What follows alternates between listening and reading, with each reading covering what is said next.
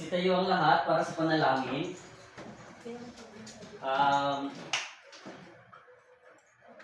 Jora, pwede mo bang pamunuan ang ating panalangin? Sa ngalan ng Ama, ng Anak, ng Espiritu Santo. Amen. Panalangin para kay Santa Cecilia.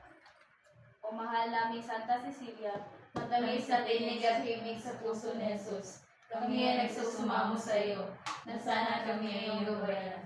Ipanalangin niyo po kami, mahal namin sa Patron Santa Cecilia. Turuan mo kami na mawin ng Panginoon at para sa kalulutian ng Panginoon.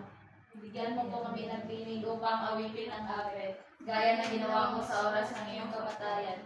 Ipanalangin niyo po kami, mahal ng Patron Santa Cecilia.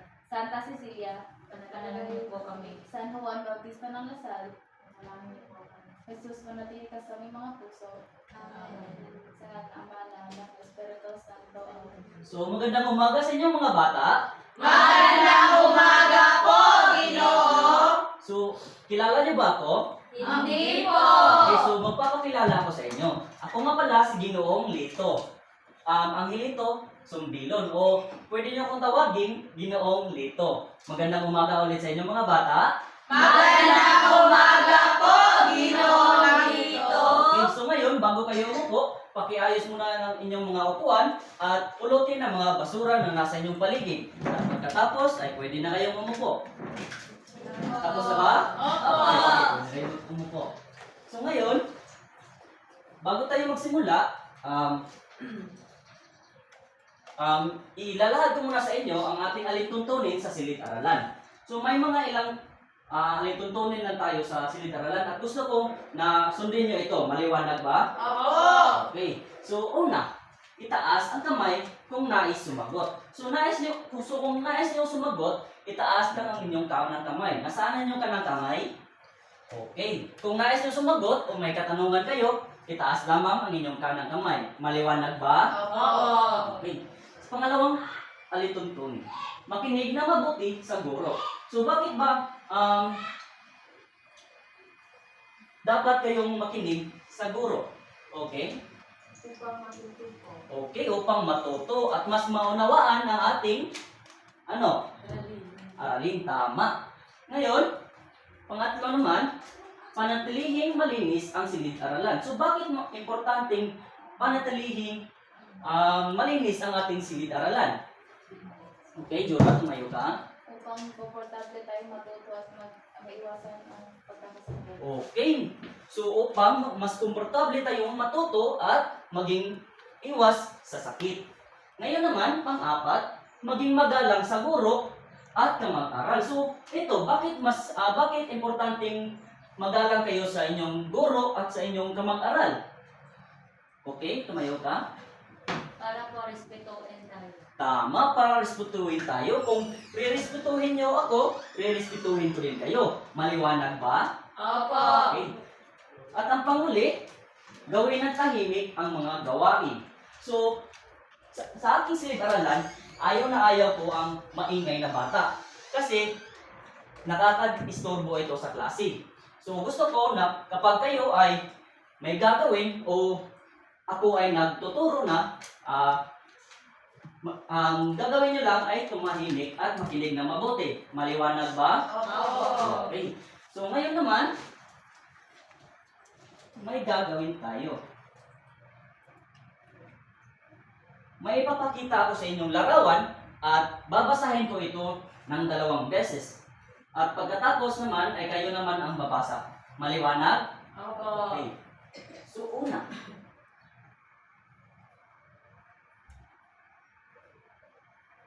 babasahin ko ng 2 beses ha. Bandila. Bandila. Bandila! So sa inyong sa tingin nyo, ano sa inyo ang bandila o may ideya ba kayo kung ano ang bandila? Kung nais nyo sumagot, itaas ang kanang kamay. Yes? Joan? Sa tingin ko po, ito po ay sumasagisag sa isang bansa. Sumasagisag sa bansa. Ano pa? May iba pa ba kayong sagot? Jora? Tinataas ko ito pag kinakanta ang lupang hinirang. Tinataas ito pag kinakanta ang lupang hinirang. So, sa makatuwid, ito ay watawat at sumusimbolo ito sa bawat bansa na ating kagaya na lamang ng Pilipinas, may watawat tayo, di ba? At sinusimbolo ito bilang Pilipino. Ngayon naman, sunod. Agila. Ulitin ko. Babasahin ko ng 2 beses at saka kayo babasa. Maliwanag? Opo. Okay. Agila. Agila. Agila. So, sa inyong nakikita, ano sa tingin nyo o ano ang inyong idea kung ano ang agila? Okay, Juan? Pambansang ibon po. Pambansang Pilipinas. ibon. Tama. So, ano pa? May sagot pa ba kayo? May ibang sagot pa ba? Wala na. So, ang agila ay isang pambansang ibon o sumasagisag sa ating bansa na ang ating pambansang ibon. So, ang ibon ay isang hayop na lumilipad at may pakpak. Maliwanag ba? Opo. Okay, sunod. Palay. Palay. Palay. Ngayon naman, sa inyong nakikita, ano ang palay? O ano ang inyong ideya sa palay? Yes, tumayo ka. Ito po ang tinatanim ng mga magsasaka at kinakain din po natin. Tama, ito ay tinatanim na magsasaka at ito ang ating pangunahing pagkain bilang Pilipino. At ito ay sumisimbolo sa pangkabuhayan natin o biyaya ng Panginoon. Maliwanag ba? Opo. Okay. Kasunod.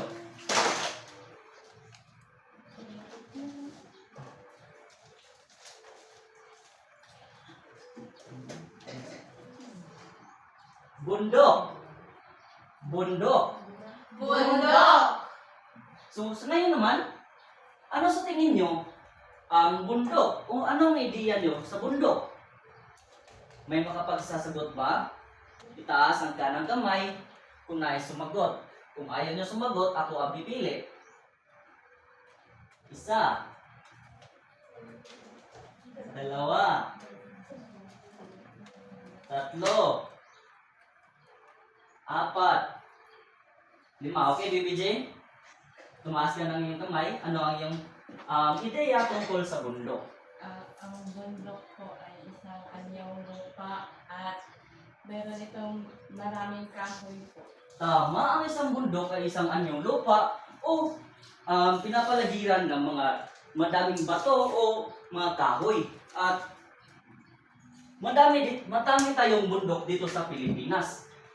At hindi lamang bundok, pati na rin mga kagubatan.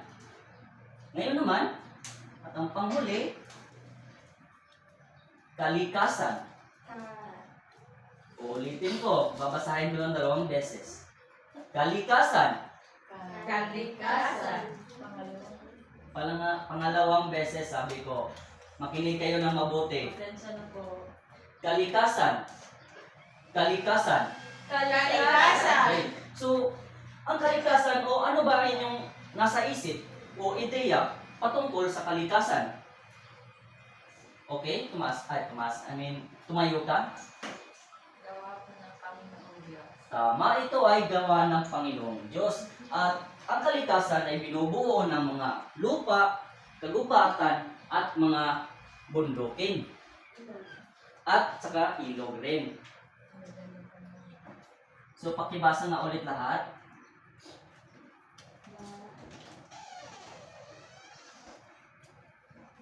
Ibasa. Bandila.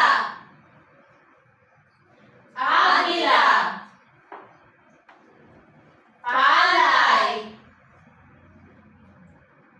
Bundok. Kalikasan. Okay, mahusay. So, ngayon naman, may makapagsasabi ba sa akin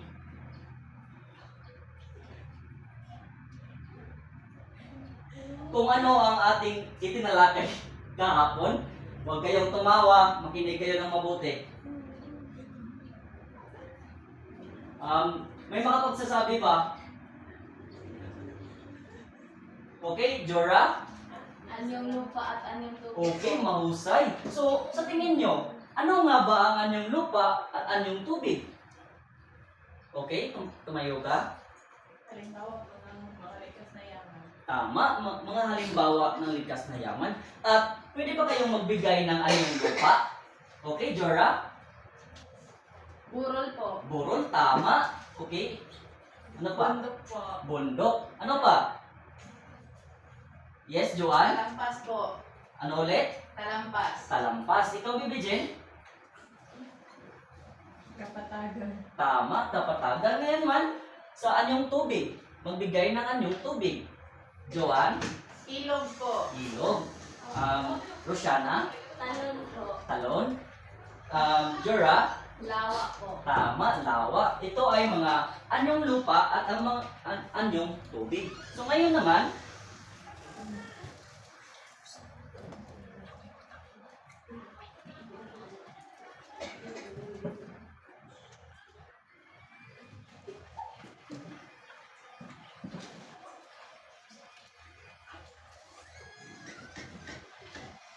at ngayon naman, may ipapakita ako sa inyo mga larawan. At nais ko kayong na sumagot sa inyong base sa inyong nakitang larawan. Maliwanag ba? Opo. Una, ano ang nakikita nyo sa larawan? Ibang kamay naman. Okay, yung nasa likod. Bundok po. Tama, ito ay bundok. Ano pa? Rosiana? Chocolate hills po. Tama, Chocolate Hills. So, ang Chocolate Hills, saan ba ito nagsisimbolo? Yes? Sa Carmen Bohol po. Tama, ito ay sa Carmen Bohol at ang kanyang sinisimbolo ay Chocolate Hills. At hindi lang Chocolate Hills, ano pa? May ilan pa silang sinisimbolo? Yes, Joanne? Tarsier po. Tama, tarsier. So nakakita na ba kayo ng tarsier? Opo. Ano ang itsura ng tarsier? Tapos, Malaki mata. malaki ang mata. Ayaw ipakita. Ito ba ay masama? Hindi po. Ay, hindi po. Masama ba ang tarsier? Hindi. Hindi. Kasi kapag nilalapitan nyo, kusa lang silang lumalayo. Kagaya Oo, na kasi- lamang ng inyong joke lang. Picture talaga. Huwag kayong tumawa. Ngayon naman, kasunod. So, sa inyong nakikita, ano ito? May ideya ba kayo? Yes, Joanne? Bulkang Taal po. Bulkang Taal. Tama, ito ay Bulkang Taal. So, saan lugar naman ito sumisimbolo? Yes, sumayo ka. Batangas po. Tama, sa Batangas. Nakakita na ba kayo sa personal sa Bulkang Taal? Opo. Hindi po. Ano pa? po. Ikaw, John. So, pwede mo bang ibahagi ang iyong na-experience sa Bulkang Taal? Hindi po kami lumapit sa mismong Bulkang Taal. Kumain lang po kami sa isang kainan kung saan nakikita po ang Bulkang Taal. Okay. So, hindi kayo lumapit. Pero nakita nyo lang ang Bulkang Taal. Kasunod. Ano ang inyong nakikita sa larawan? Okay, Rosiana? Bulkang Mayon po, teacher. Tama, ito ay Bulkang Mayon. So, saan lugar ba sumisimbolo ang Bulkang Mayon? Joanne? Sa Albay po, sa Bicol. Tama, sa Albay, Bicol. Kasunod.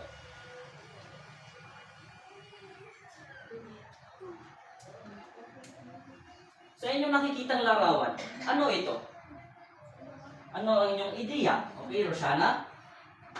Magellan's Cross po, teacher. Tama, ito ay Magellan's Cross. So, saang lugar naman ito sumisimbolo?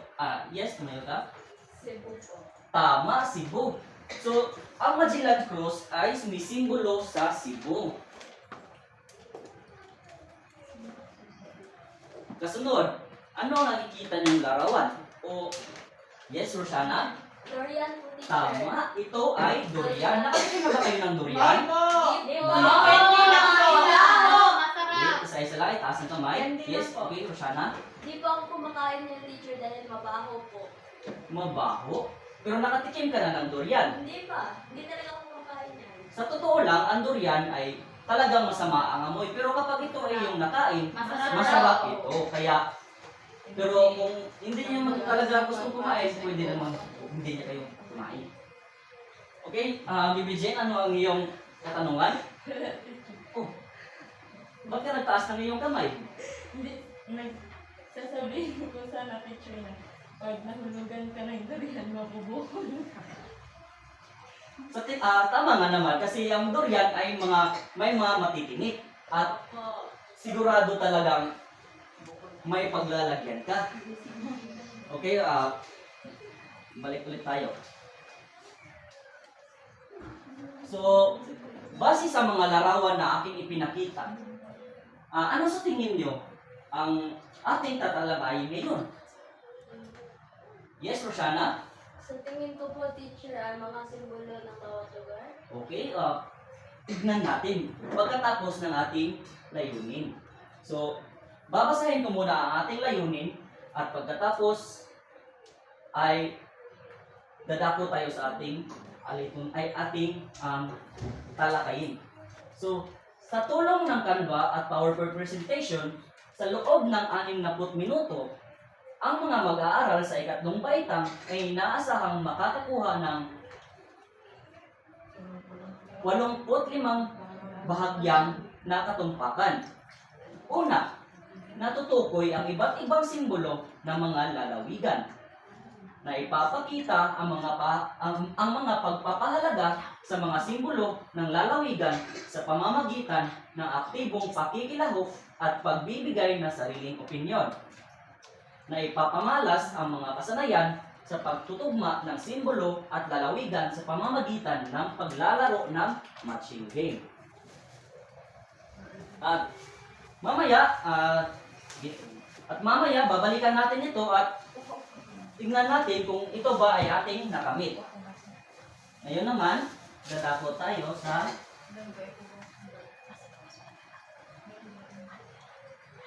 ating tatalakayin. So, ang sinagot ni Roshana ay simbolo ng mga lalawigan. So, tama ang kanyang mga sinabi.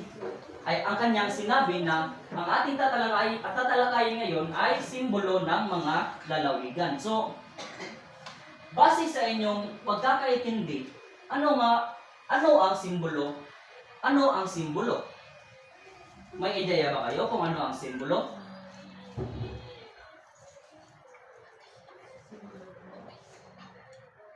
May ideya ba kayo? Itaas ang kamay kung nais sumagot.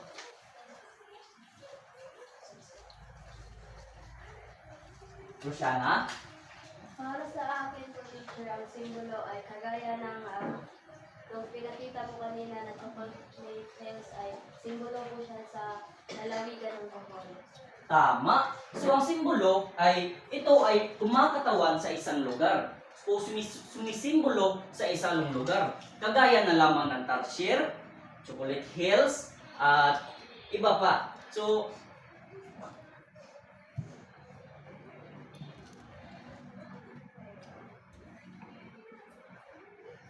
ang simbolo ay parang isang larawan o bagay na kumakatawan sa isang lugar o ipinapakita nito kung ano ang espesyal o tanyag na kanilang lugar. Halimbawa, sa Batangas. May alam ba kayo kung ano ang sinisimbolo ng Batangas? Okay? Ano ang iyong kasagot? Ano po? Bulok ang taal. Tama, Bulkang Taal sa Batangas. Ano pa? May sinisimbolo pa din silang mga pagkain. Baka may ideya kayo. Yes, Ate Ro? Lumi po. Ano ulit yun? Batangas. Lumi? Pagkain. O pagkain? Okay, sana. So ano pa?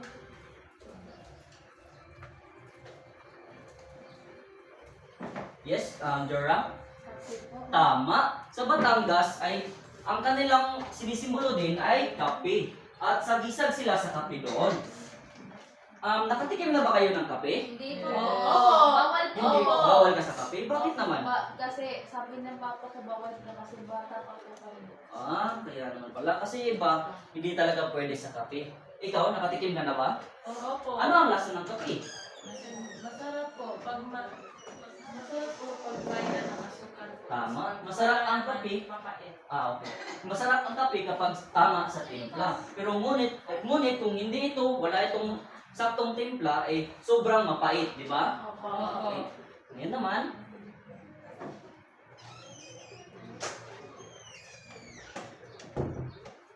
naman, sa Cebu. Alam niyo ba ang sinisimbolo sa Cebu o sa ating lugar? Yes, Baby Jane? Ano? Lechon sa Cebu. Lechon, tama. Ang lechon ay sobrang napaka-common dito sa atin ang lechon kasi pag tuwing may handa ay ito talaga ang ating naiisipan na ipaghanda, di ba? Kasi sobrang sarap naman talaga ng lechon. Nakatikim ba kayo ng lechon? Yes, po. Yes. Sarap Tama. po. So saan Ano parte po? ang inyong mas gusto?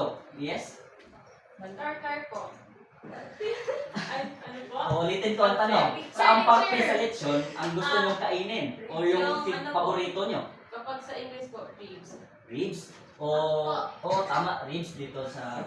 Ikis, Jora? Yung balat po ng lechon dahil Tama, sobrang balat. lutong po. Sobrang lutong. Tama, parehas tayo ng gusto.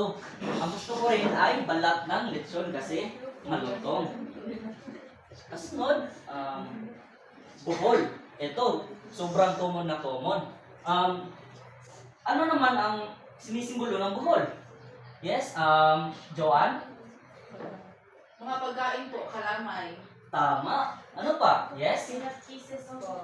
Peanut kisses. Ano pa? May iba pa ba? Yes, Baby Jane? Yung kanina po, teacher, yung chocolate milk. Tama, chocolate kiss. Jura? Yung tarsier din po. Tama, tarsier. Kasunod,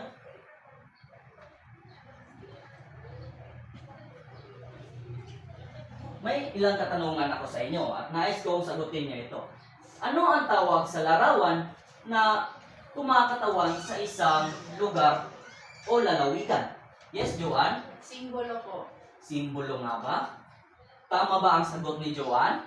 Opo. Okay, tama. Ito ay simbolo. Ang simbolo ay kumakatawan sa isang lugar o lalawigan. Kasunod, ano kaya ang ipinapakita ng simbolo ng lalawigan?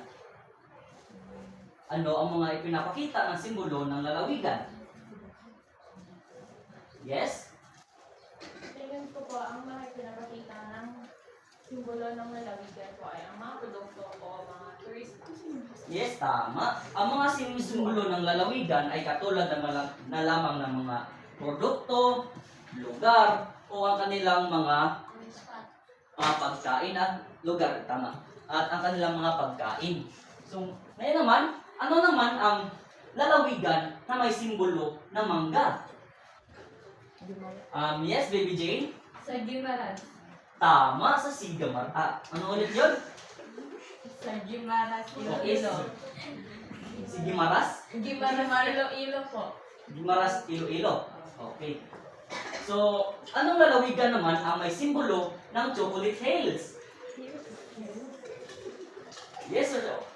Class, huwag kayong tumawa. Makinig kayo ng mabuti.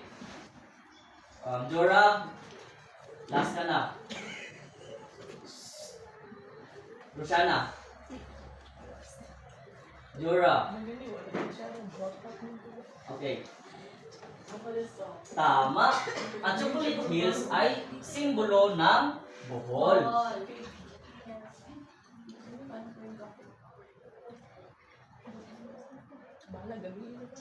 So kung ngayon naman dadako tayo sa aplikasyon. Ay. Oo nga pala.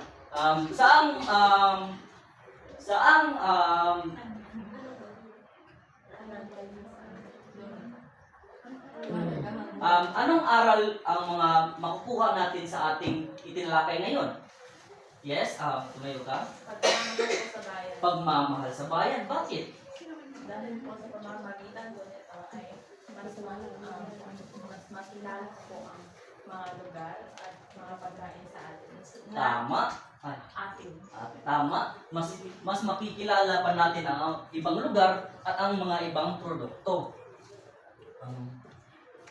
May sagot pa ba kayo? May ibang katanungan pa ba kayo? Wala na po. So ngayon naman, dadako tayo sa ating aplikasyon. So babasahin ko ang panuto.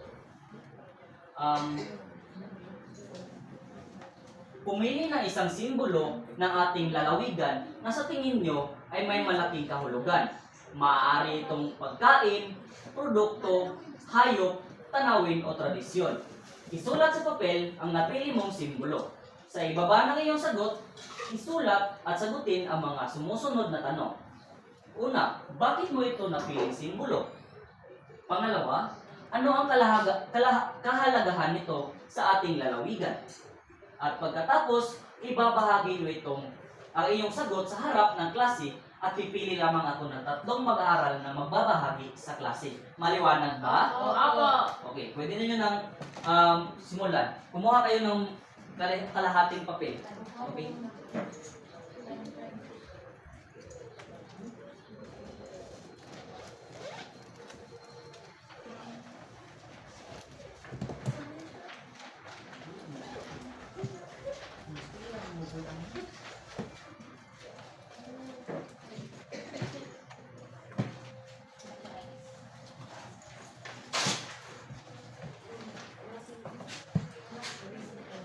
Bibigyan ko lamang kayo ng 10 minuto.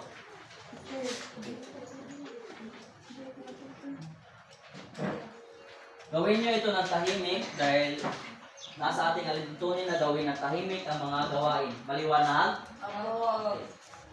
Maaari nyo nang simulan.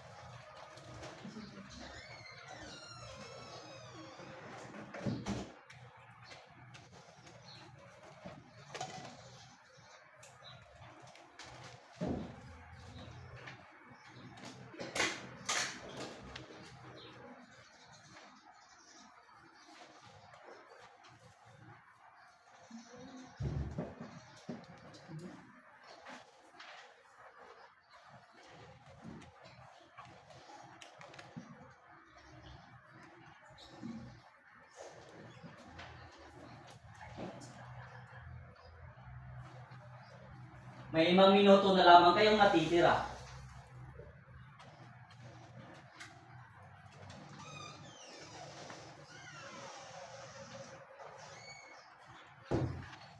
Tapos na po ako, teacher. Tapos na po.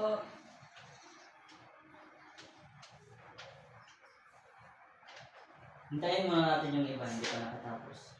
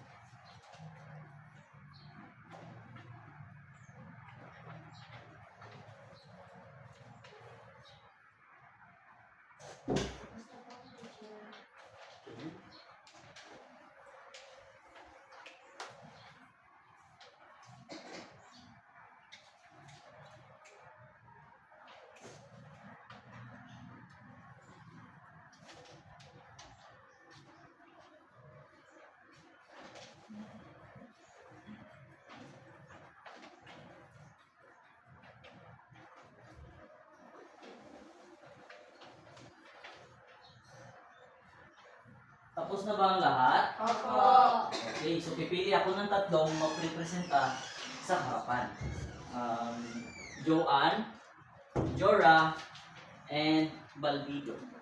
Mauna muna si Joanne. Sige, bahagi mo ang iyong iginuhit. So ano ang iyong ginuhit? Ang napili ko pong iguhit na simbolo ay mangga po. Mahalaga po ito sa isang lalawigan sapagkat sa pamamagitan po ng simbolo ito na mangga, mas nakikilala po ang ating lalawigan. Tama. Bigyan ng tatlong bagsak si Joanne. Sunod si Balbido naman. Ito po ang napili kong simbolo. Ito po ay ang logo figure na may floating restaurant po. Mahalaga po ito sa aming lalawigan sapagkat ito po ay isang tourist spot na kung saan ay maraming turista na pumupunta at dumadayo. Okay, mahusay. So bigyan ng tatlong bagsak si Balbido. Ngayon, Jora, ikaw naman. Ito po ang aking ginuhit na simbolo. Ito po ay ang dagat. Mahalaga ito sa ating lalawigan upang mas makilala ang ating lugar at maraming turista ang makapunta. Okay, mahusay. So, ngayon naman, ipasa nyo ang inyong mga papel sa harapan.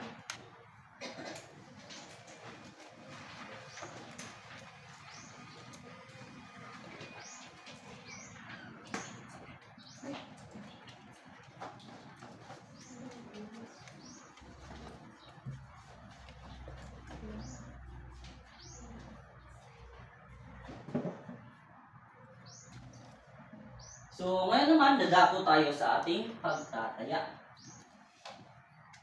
So, babasahin ko muna ang panuto.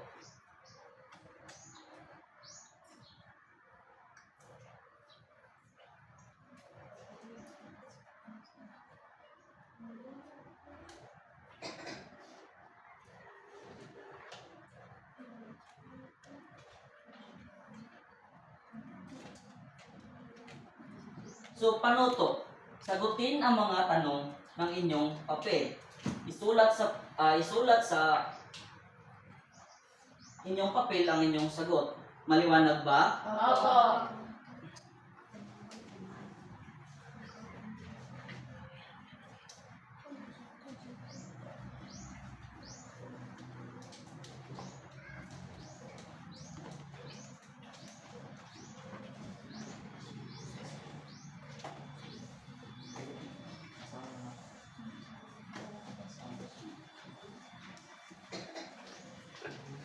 Okay, pakipasa sa likod.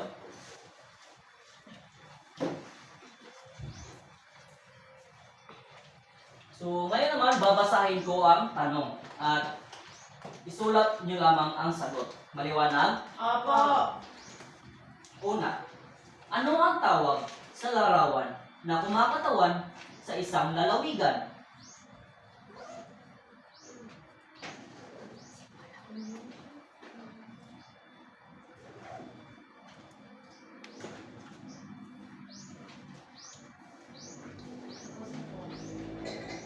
Tapos na ba? Opo. Okay, kasunod. Ano ang simbolo ng Batangas?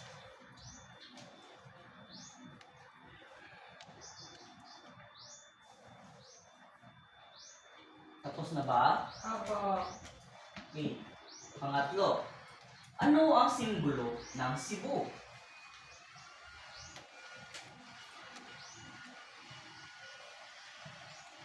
Tapos na ba? Opo. Pang-apat. Ano naman ang simbolo ng Bohol?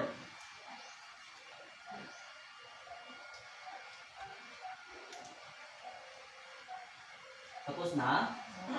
Pang-lima. Bakit mahalaga ang simbolo ng isang lalawigan?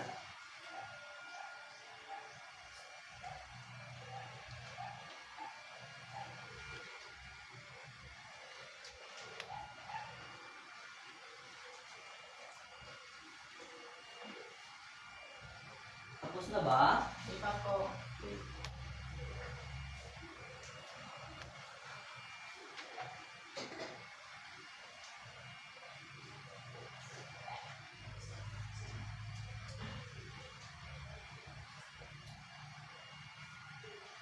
Tapos na ba? Di ba po? Opo.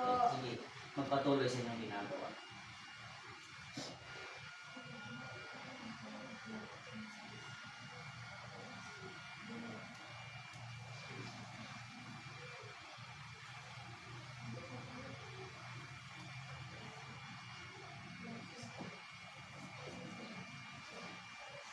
Tapos na po.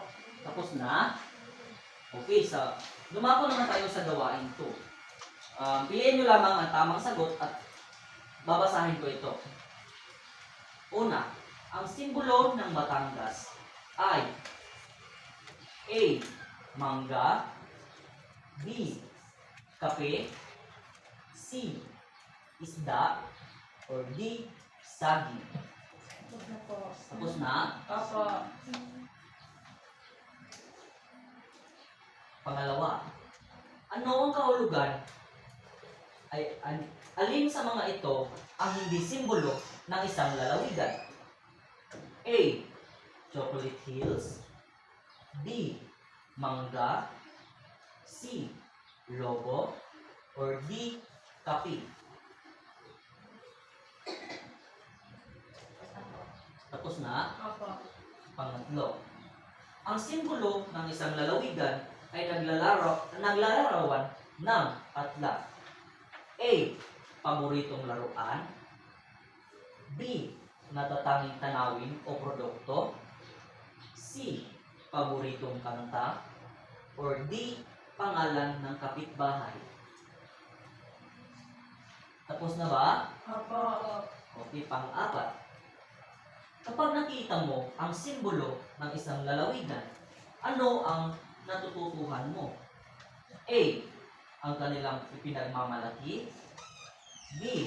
Ang kanilang produktong kulay, C.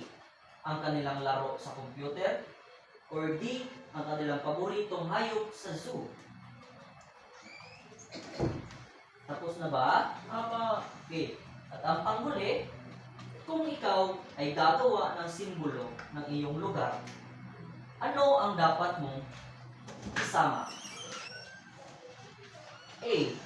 Bagay na sikat at natatangi sa inyong lugar. B. Bagay na gusto lang ng inyong kaibigan. C. Bagay na nakita mo sa ibang bansa. Or D. Bagay na paborito mong bilhin sa tindahan. Tapos na po. Tapos na? Opo. Okay? Maaari niyong ipagpalit ang inyong papel sa inyong kaklase at ating wawastuhin.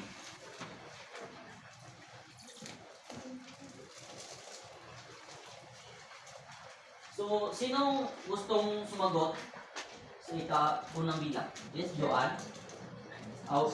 Babasahin ko muna pala ang question. Ano ang tawag sa larawan na kumakatawan sa isang lalawigan? Yes, Joanne. Simbolo po. Simbolo. Tama ba ang sagot ni Joanne? Opo. Okay, tama. Kasi ang simbolo ay Maglalaro. kumakatawan sa isang lalawigan. Pangalawang bilang. Ano ang simbolo ng Batangas? Yes, Rosana. Kaping po, teacher. Tama. Ang simbolo ng Batangas ay kape. May iba pang simbolo ang Batangas. Ano pa? Yes. Bukang taan po. Tama, Bulkang Taal. Ano pa, Bibi Jen? Wala na? Wala na. Okay. Pangatlo, ano ang simbolo ng Cebu? Yes, Jora? Lechon po. Lechon, tama. Ano pa? Yes, Rodilo? Magellan's Cross po. Tama, Magellan's Cross. Pang-apat, ano ang simbolo ng Bohol? Baby Jean? Chocolate Hills. Tama, Chocolate Hills. Ano pa? Balbido? Tarsier po. Tarsier, tama. Panglima, bakit mahalaga ang simbolo ng isang lalawigan? Yes, Balbido? Sapagkat sa pamamagitan nito ay nakikilala ang isang lalawigan at nakakatulong ito sa pagunlad ng lalawigan. Tama. May iba pa bang sagot? Rosana, pwede mo bang basahin ang inyong sagot? Mahalaga po ito para po mas madali natin makilala ang isang lugar. Tama. Mahalaga ito para mas madali nating makilala ang isang lugar. So, gawain to naman. Ang simbolo ng Batangas ay A. Mangga, B. Kapi, C. Isda, D. Saging. Yes? B po, teacher, kape. Tama ba ang kanyang sagot? Opo. Tama. Ito ay Kape. Kapi. So, pangalawa naman.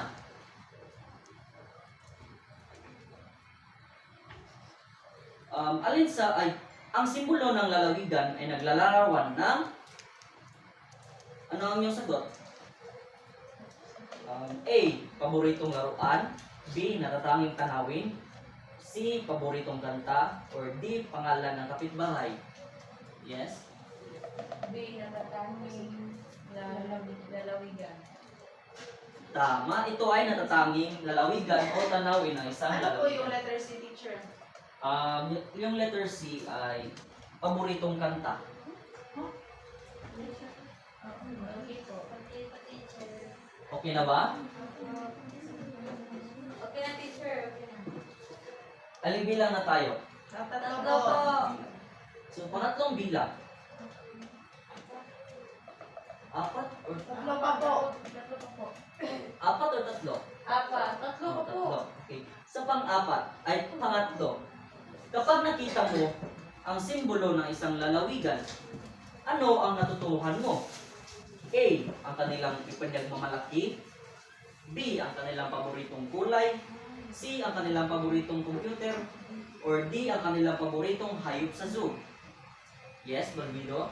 A po ang pinagmamalaki. Tama. Ang tamang sagot ay letter A. Ang kanilang ipinagmamalaki. Sa pang-apat naman,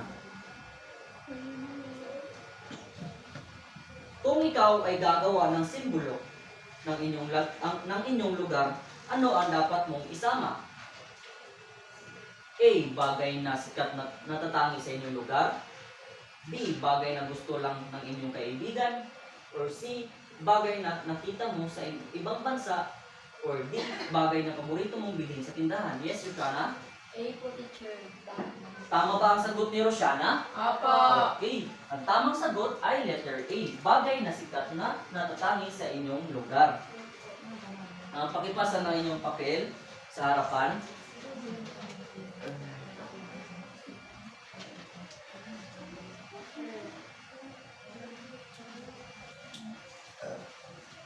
Sino nakakuha sa inyo ng 10? Po.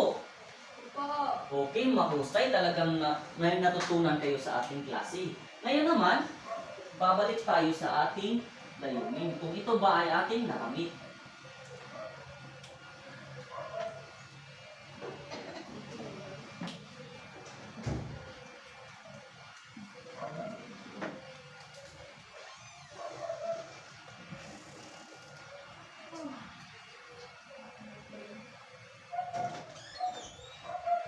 Natutukoy ba natin ang iba't ibang simbolo ng mga lalawigan? Opo. Okay.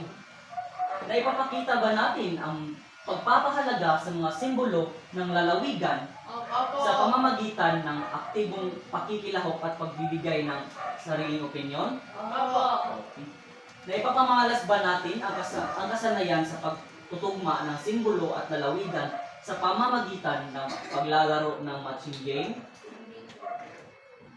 Hindi pa, kasi ito ay makakamit natin pagkatapos ng ating assignment. Maliwanag ba? Opo.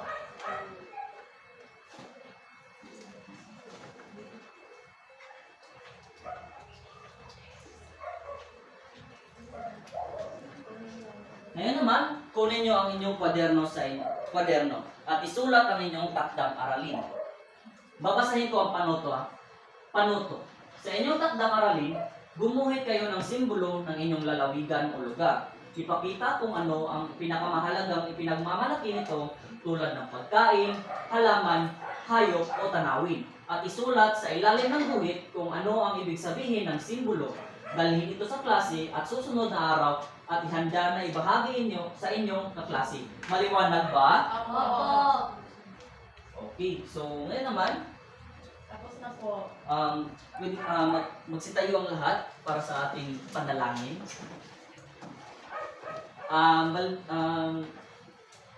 Jora, pwede mo bang pamanuan? Sa Ama na Anak na Espiritu Santo. Amen. Iwalhati sa Ama sa Anak na Espiritu Santo. Kabaran ng una-unang ngayon para sa walang hanggan. Amen. Sa Ama na Anak na Espiritu Santo. Amen. Paalam mga bata.